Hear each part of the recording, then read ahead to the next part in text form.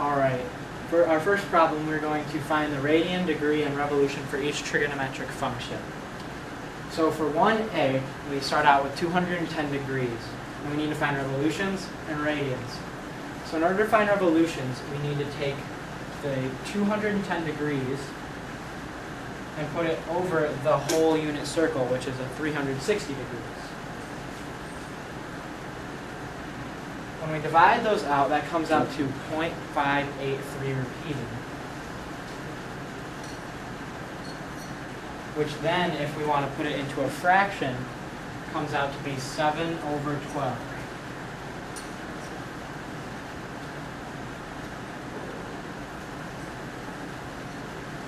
So, now we need to find radians.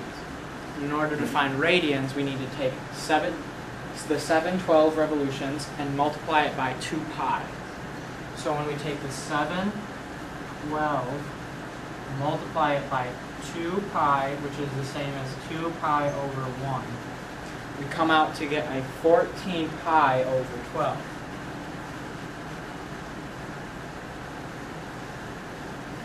Which then we can reduce down to a 7 pi over 6. Alright, and for the next problem, B, we start out with radians, so we need to find the degrees and the revolutions. So for the radians, when you want to convert it to degrees, you have to take the 4.1, and then you have to multiply it by 180 degrees over pi. This ends up being like a conversion because there's 180 degrees for every pi. So this is the same as 4.1 over 1. So when we take that, we get we need to get the 180 times the 4.1 over pi. When we do that, it then comes out to be 738 over pi. So now we just pretty much need to solve it out, get what we get in our calculator, which is approximately 234.91 degrees. And then that is your final answer. So now, in order to find our revolutions, we need to take 4.1 over the 2 pi in the whole unit circle. And then, in order to get that, we just have to move the decimal over, which gives us 41 over, which is the same as moving the decimal over, which is 20 pi. And then that is about as simple as we can go. So that ends up being your final answer for the revolutions. For our second problem, we need to find the exact value of each trigonometric function. For this, we have a and b, which is a is the cosine of 7 pi over 3. So to start that way, we are going to draw a unit circle.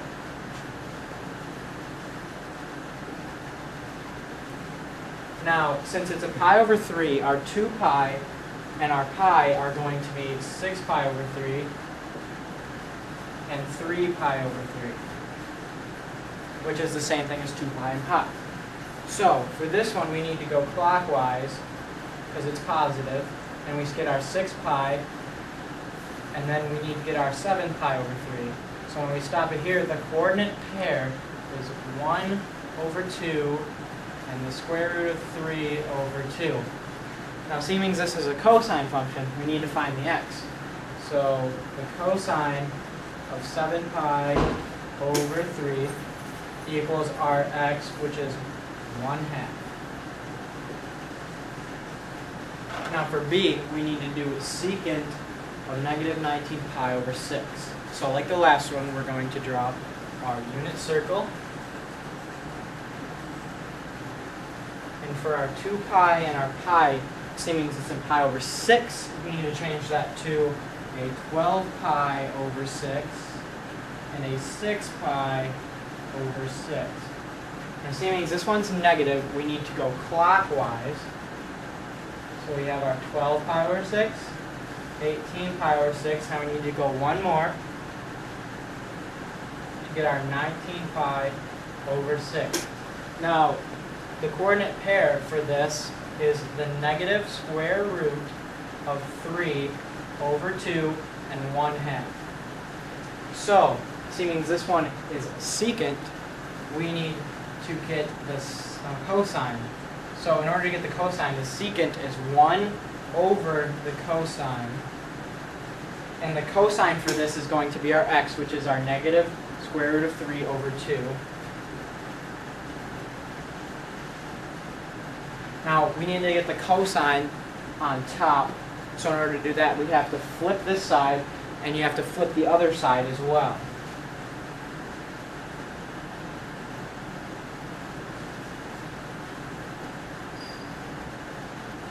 Now this is a fine problem, but we don't like to keep this square root of 3 in the denominator. So now, in order to do that, we need to multiply the denominator and the numerator by the square root of 3.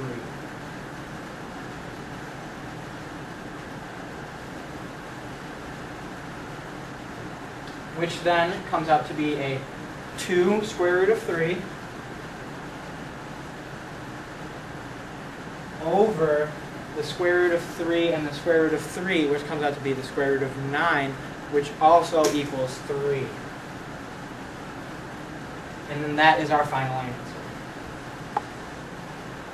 Okay, for our third problem, we have to graph the following equation.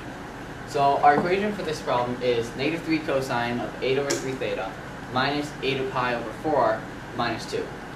So right off the bat, I can see that there's the vertical shift and the amplitude. So I'm going to write those down right over here. So the vertical shift is negative 2. And that's how far the midline is going to be from 0 when you graph this equation. The amplitude is negative 3. So you always write the amplitude as a positive number. And the negative just says that instead of starting up here on a cosine graph, it then starts on the bottom. So it flips it over the x-axis. Then the b value I can see is 8 over 3. So I'm going to write that down as well. And now to get the period and the phase shift, I have to use the b value 8 over 3. So I'm going to start with the period, and the period for a cosine graph is normally 2 pi. And if the b value is less than 1, then you have to divide the period of 2 pi by the b value. Whether it's less than 1 or greater than 1, you do the same. So in this case, it's 8 over 3. And since dividing by fractions isn't the nicest thing to do, we're going to actually multiply 2 pi over 1, which is still equal to 2 pi, by the reciprocal of 8 over 3, which is 3/8. And so that gives us 6 pi over 8, which can then be reduced down to 3 pi over 4. So that's my period. It's 3 pi over 4. The next thing is the phase shift. That's this value. However, the phase shift affects only theta. So we have to make it to where the b value is no longer in the parentheses. So we divide theta and the b value by 8 over 3. And so dividing theta by 8 over 3 is just theta. And then, so we have to divide the 8 pi over 4 by 8 over 3. Again, dividing by fractions isn't nice, so we're going to multiply by the reciprocal. So 8 pi over 4 times 3 over 8 gives me 24 pi over 36. That reduces down to 2 pi over 3.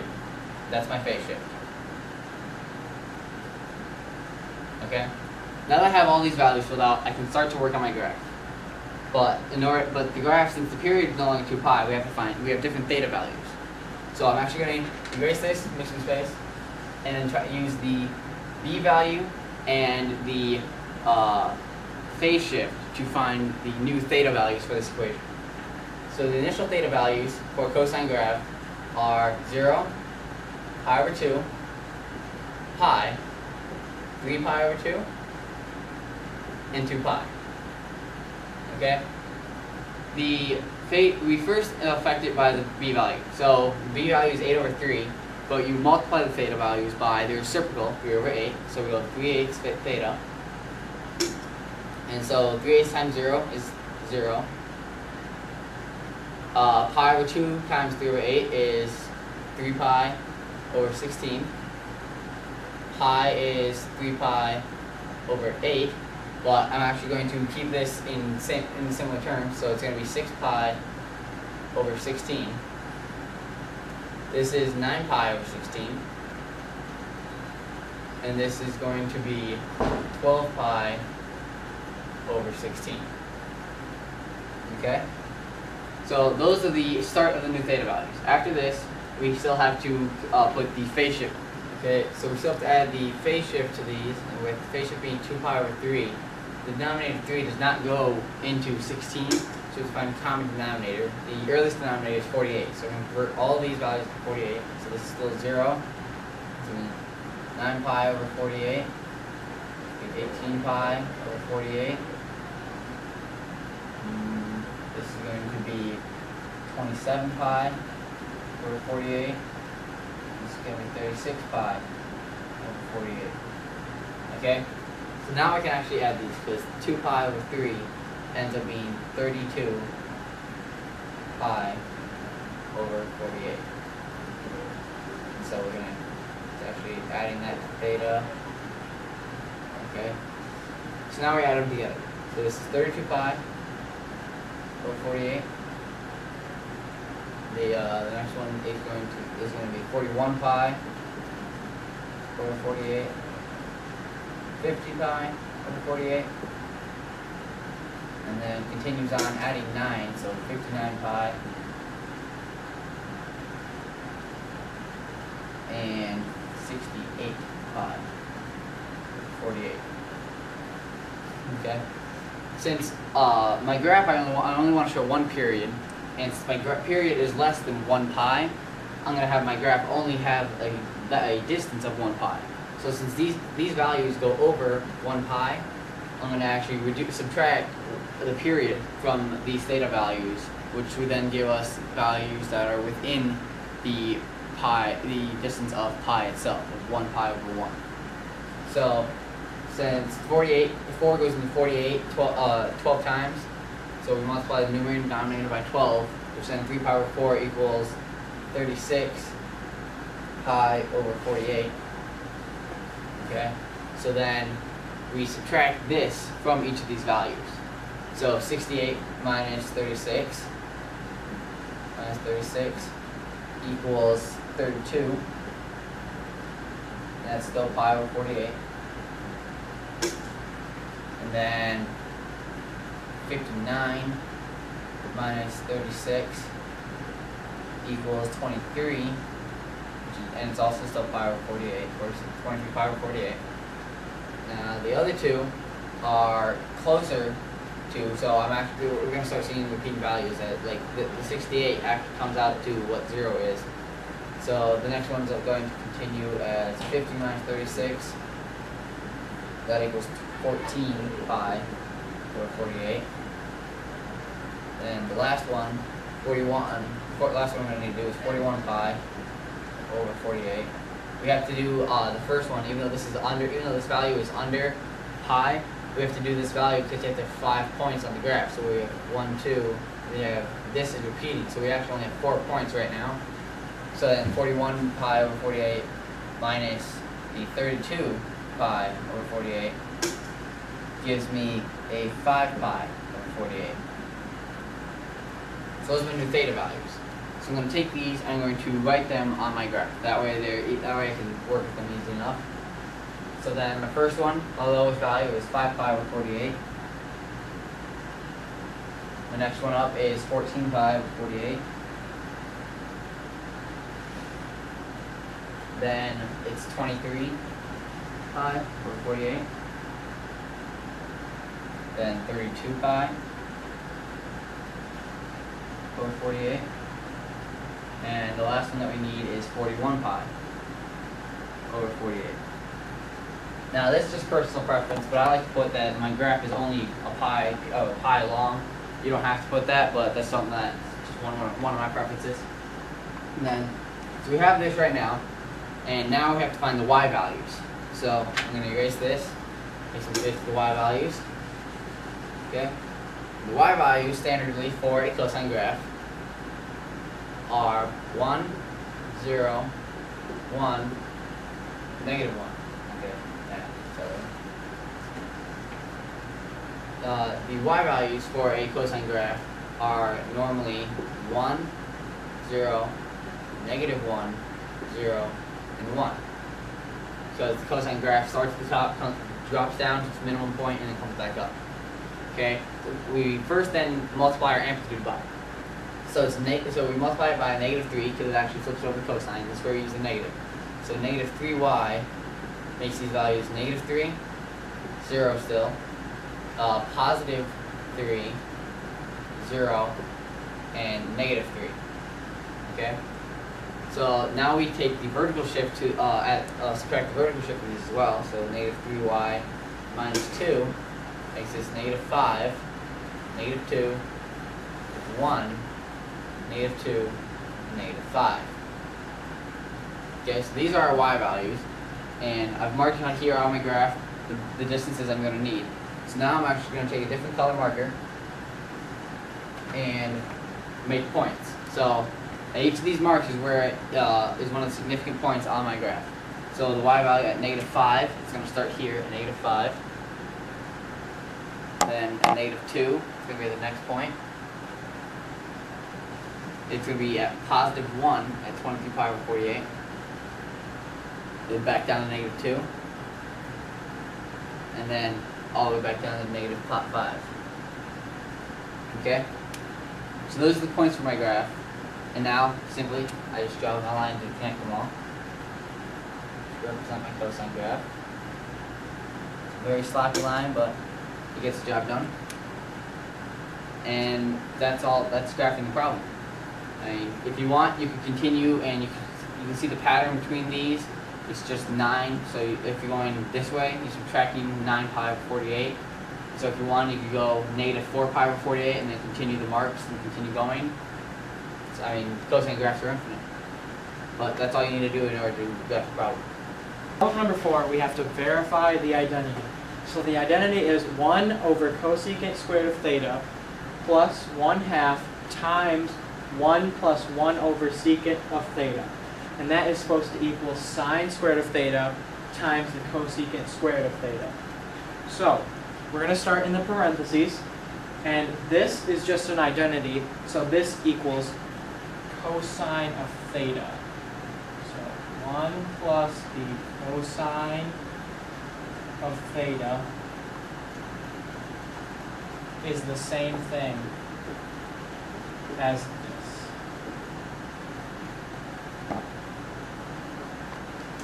So now we can take the 1 over the cosecant squared of theta, and that is also an identity which can be changed into the sine squared of theta plus this 1/2 of 1 plus cosine of theta, which they both equal this. So now for our next step, this 1/2 times 1 plus the cosine of theta is an identity which on our sheets is the cosine squared of theta. So then we come out to this. Now keep a hold of this. Now I'm going to come over to this side. And this sine squared of theta times the cosecant squared of theta is the same thing as sine squared theta over 1, because that's all it is, times, now the cosecant squared of theta is the same as 1 over the sine squared of theta. Now since these are multiplying, these two cancel out, and you're just left with the 1 over 1, which equals 1. Now we're going to come back over here, and also on your sheets, this is an identity. So the sine squared of theta plus the cosine squared of theta is 1. So the 1 equals 1. And that is your final answer. Okay, our fifth and final question is to verify the identity. The problem is 2 minus 2 secant theta times cosine theta minus secant squared theta minus tangent squared theta minus the 1/2 of the quantity 1 minus cosine of 2 theta and it's supposed to equal 1 minus cosine squared theta times the quantity cosine theta over negative sine cubed theta times tangent plus 2 times 1/2 times 1 plus cosine 2 theta minus 1.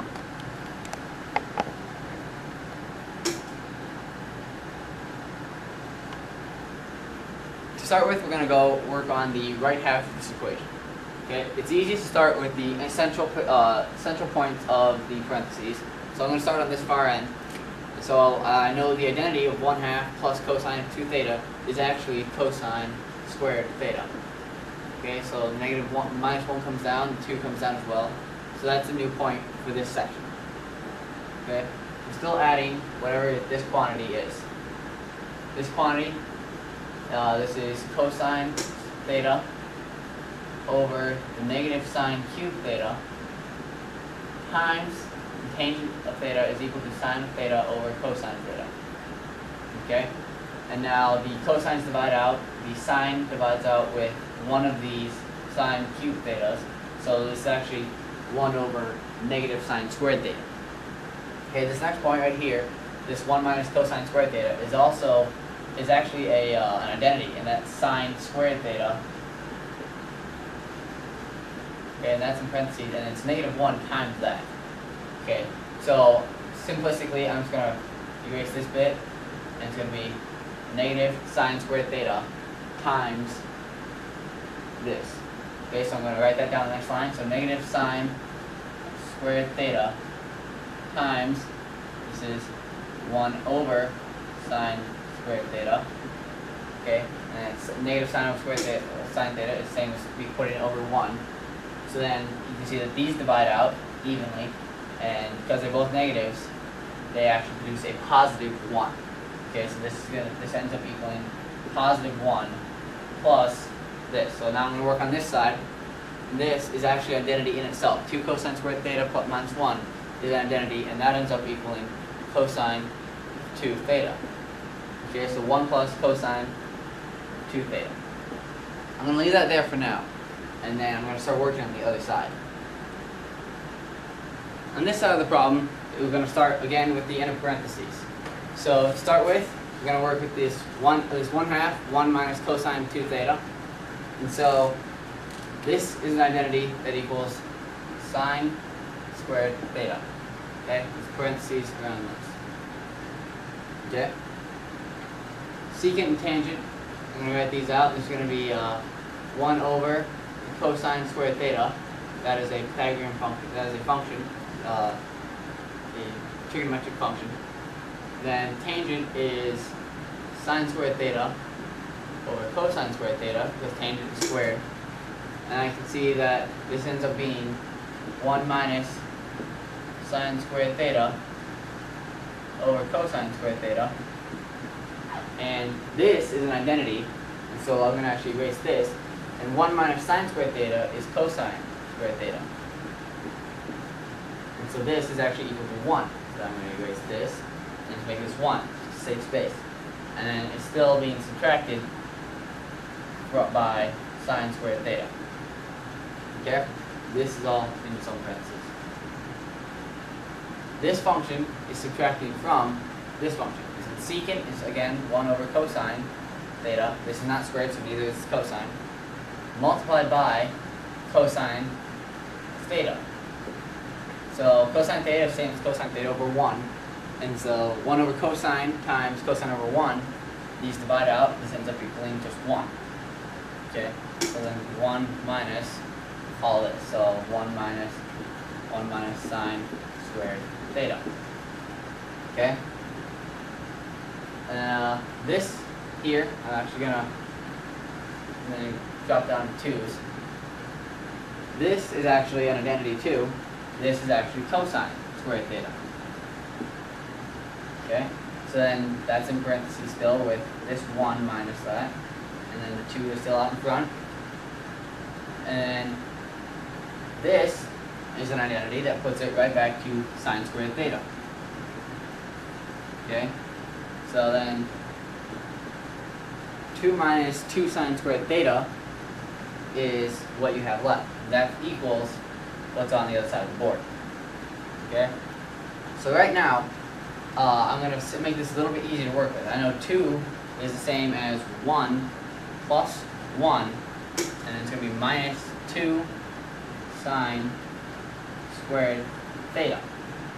Now that we're getting close to both ends, I'm going to move back towards the other side and then write down this point. And I know that this side of the equation, it still says it's 1 plus cosine of 2 theta. I know that that's equal to whatever's on this side. This side is an identity, has an identity in it. This is 1 plus, and then this section right here is an identity. This identity of 1 minus 2 sine squared theta is actually equal to cosine of 2 theta. So then this ends up ending up as 1 plus the cosine of 2 theta. That there is your final answer, and that is how you verify this identity. State your name, please. Tyler Guy. Okay, Tyler, this is an interview session that includes a brief reflection on the project that you just performed. It's going to do a few questions, and then you'll be done. Question 1, why did you choose the concept that you did for your problem set? Well, you see, it touched base on more of the things we learned, such as like it allowed us to use easier problems and more complex problems to show what we could do. Okay. How did you use these problems to provide an overview of everything you've learned and your understanding of what you've learned so far? Well, you see, when we were doing this project, we tried to cover as much of the units as we could, and seeming we had the 5 problems, we couldn't touch base on every unit and give an easy and a complex. So we decided that we were going to make an easier problem, and then to show the ability of what we could do, we could use this complex problem and show what our mostly max out could be for that unit. Okay, okay. Did you learn anything from this assignment? Anything specific? Well, yes, because I learned what I could push myself to. Like, some of the stuff in this unit and this whole try was a lot newer to me. Like, I was just coming out of Algebra 2, so some of it was new, like the unit circle was kind of fresh in my mind. I had to do a little reviewing on it, though, and then some of the units, like the last one we did, was newer to me, so learning new stuff is kind of hard in the way, but going over what we did, I just found out what I could push my max to, and it was very challenging, actually. I'm really good at math, and this class was very challenging of my abilities, so I think it was pretty good. Okay. So would you say this was educationally very valuable to you for a possible future? Oh yeah, like I want to be a teacher, and math is a subject I want to go into, so this is kind of showing the limits of what I will do. Okay. So was there anything you might want to have changed for this from this entire project? Just changing the project? Yeah, maybe something didn't go as well as you'd hoped, so you had to make some sacrifices in the project? Well, like just coming up with the problems was kind of different, I would say, and then just making the video was kind of hard because if you mess up you have to go back and then redo and then keep going. It got frustrating at times, but we pushed through it and it ended up working really well. Okay, well, thank you very much. Yep. State your name. Aaron Gregory. Alright, now I'm going to be asking you some questions and you're going to give a brief reflection on the project that you just completed. Question number 1, why did you choose the concepts you did to create your problem set? We chose them because it gave a good overview of what we'd gone over so far during this trimester, and then it also we were able to do easy problems and complex ones. Because as you noticed earlier in the project, we had some easy, like, one step to find the answer sort of things.